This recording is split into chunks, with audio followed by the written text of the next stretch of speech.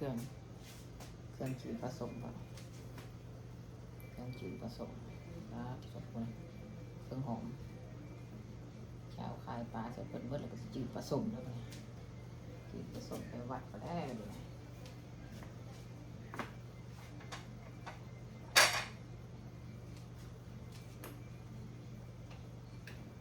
น้อยซอยขายแล้วเดี๋ยวนี้วันนี้เล็กน้อยก็สิคุกผสมแล้วมันจืดผสมเป็นตัวเป็นบล็อกก็ในเบาลาออกมาจืดต่อซอยขายเมื่อเรากดตัวเองจืดแล้วกันลอยแล้วเดี่ยวโตอ่านเดี่ยวผสม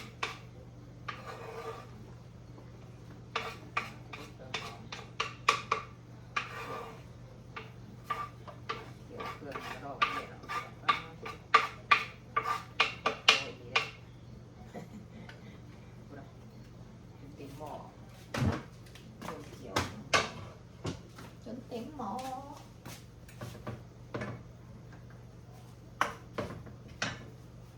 เต็มหม้อเครื่องเกี่ยวเครื่องหอมเบิ่งที่เจ้าใส่แค่ใส่ว่าคุณนะใส่แท้ใส่ว่าเครื่องหอมหมดดิต้มไก่อันนี้ก็ต้มไก่เนี่ยด้วยบอลได้เปื่อยใช่ไหมต้มมือสีเปื่อยเลยเดี๋ยวสิหยักอะไรได้โอ้ไก่หยาบมันก็เปื่อยใช่ไหมต้มในก่อนต้มเปื่อยนึ่งปลาเขาก็แล้วเรียบร้อยนึ่งปลานิ่นเรียบร้อยน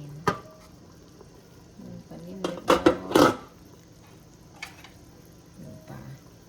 หอมซุยกับน้ำตูเก็บกับพิเศษไว้ใส่นึ่งปลานิ่น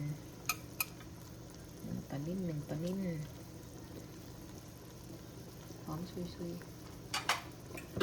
อัดก่อนจะได้กินหอมต้มไก่เขากดบอกเลยบอกเขาคือน้ำห่อนให้สุดเจ้าบอกคือเปิดหายแพงนะนี่คือน้ำห่อนใช่ไหมเดี๋ยวเขาบอกเค็มนะ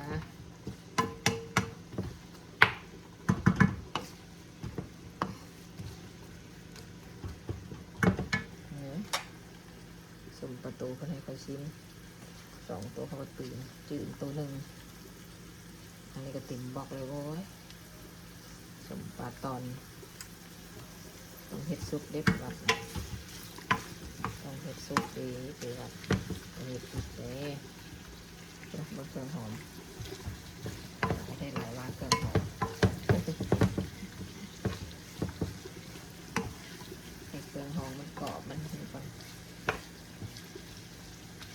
ทั้งมะเขือทั้งใบจีโหดทั้งกระเทียมหัวผักบัวแดงโอ้ยมันหอมไปเลยเนาะนี่แหละเดี๋ยวห่อนเดี๋ยวมันกรอบใบข้าวเหนียวมาที่ต้องสุดใจเลยเริ่มผสมแล้วหมักไทยหมักลาวไปไหนเนาะแล่น้อยซอยคายผสมหมดแล้วนี่ก็แล่น้อยจืดผสมก็มันตัวเป็นเจ้าซอยเรียบร้อยหมดเลยเราไปจืดตัวไปเลยจืดของตัวเองแล้วไปเลยตัววัดไปว่าแล้วไปเลยจืดของตัวเองแล้วไปเลย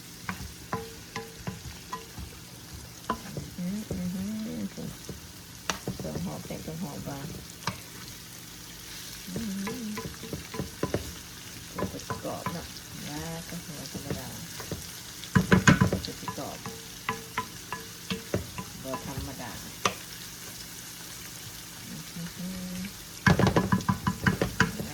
เดินไปน้ำกัน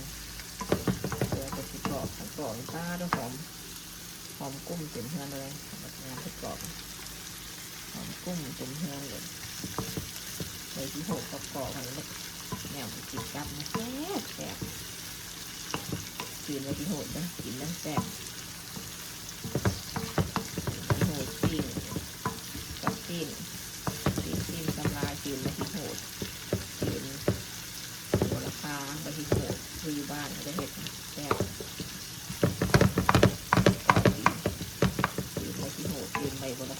แก้มแก้มของแก้มคนขายเป็นจานนะนี่ครับทอดผสม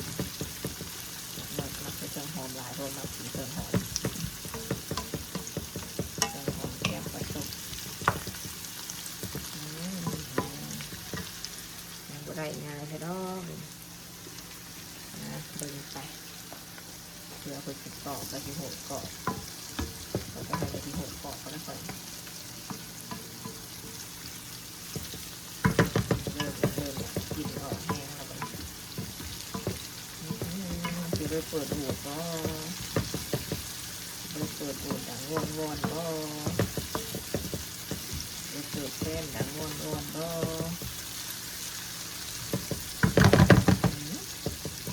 มันจะเกาะ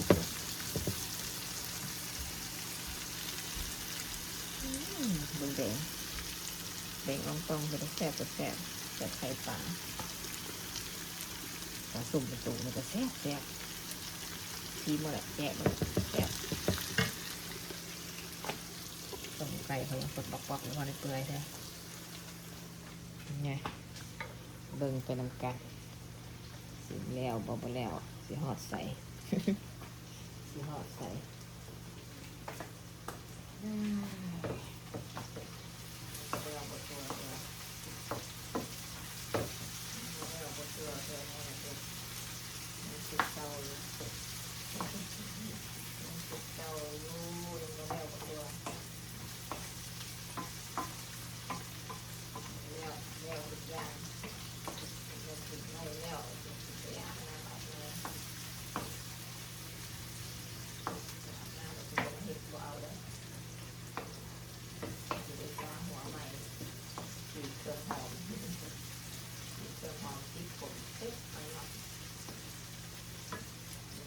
ติดมันอะไรงามติดมันเพื่อน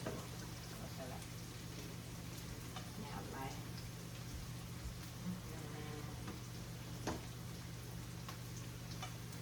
เวลาเราจะแซ่บ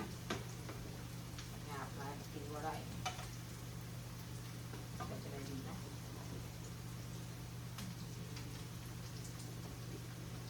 ว่าได้ได้ยืดดูตรงนี้ได้ไหม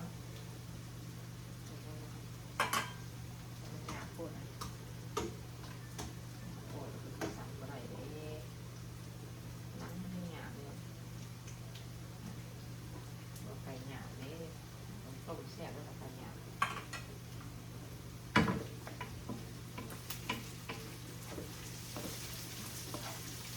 น้อยขุดเลยได้น้อยช่วยตายน้อยขุดเลยบ้านน้ำขุด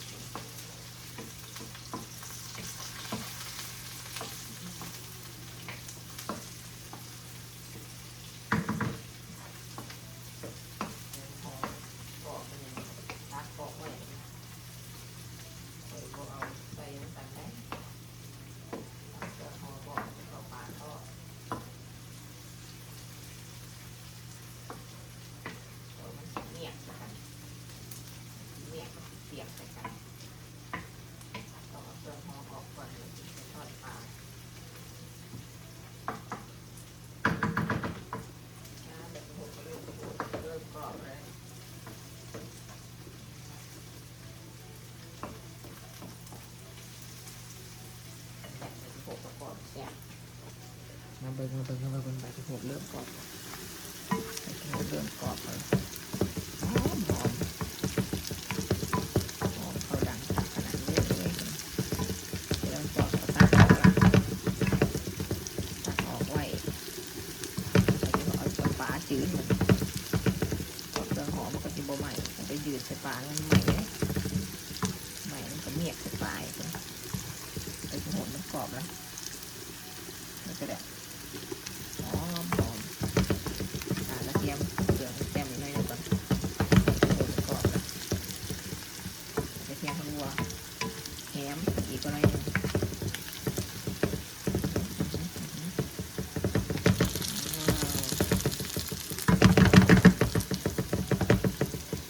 ว้าวใกล้แล้วจะเป็นปลาทอดไว้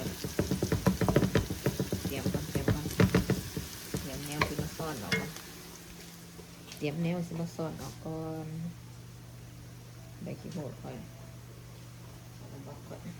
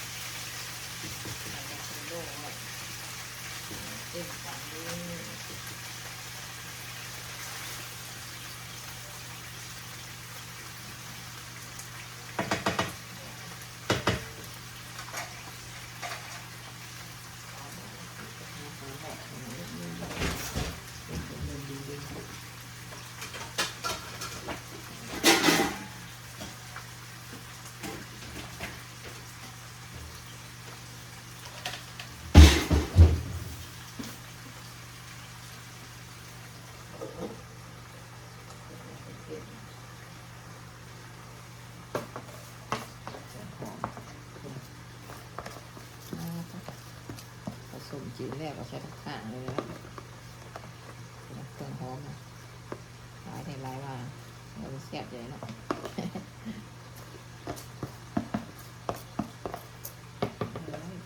เสียงใบที่หกเกาะเสียงใบที่หกเกาะกรอบกรอบน้ำกรอบครับน้ำกรอบครับแซ่บ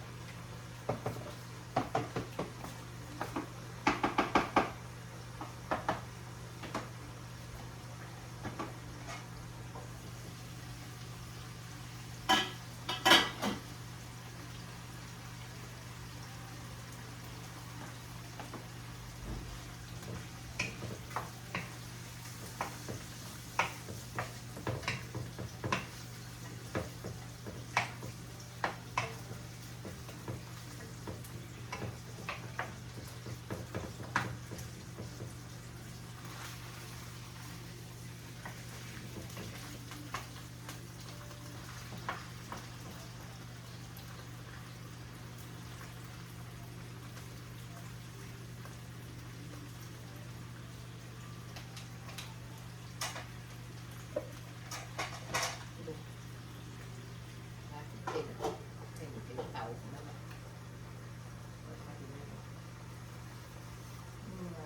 มันมาเต็มเต็มเตา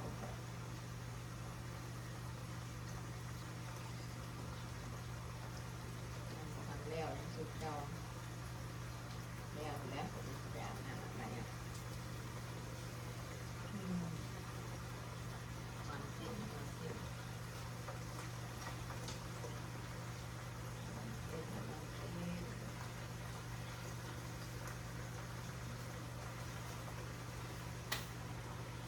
กินน้ำมาใส่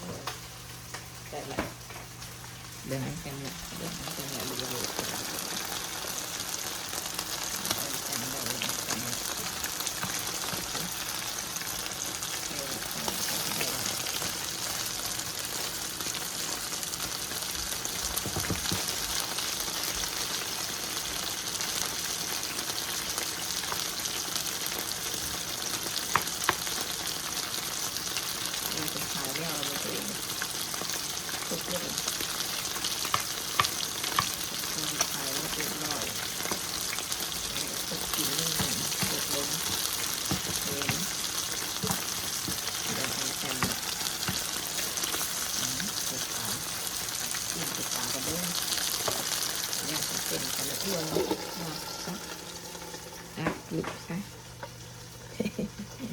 ย่านแห้งเต็มตัวยุบดีรีบเป็นปลาแล้วกัน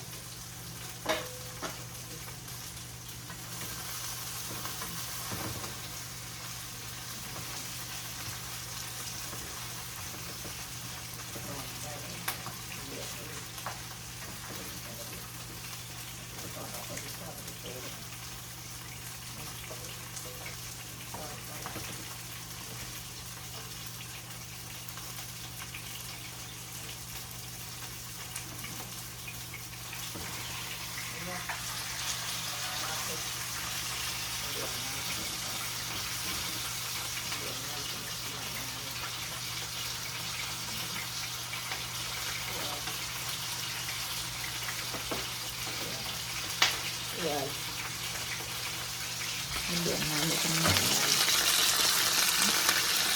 มันเดือดน้ำทั้งหมดเลย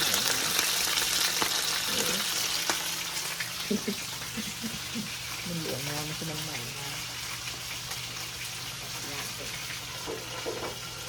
นว่า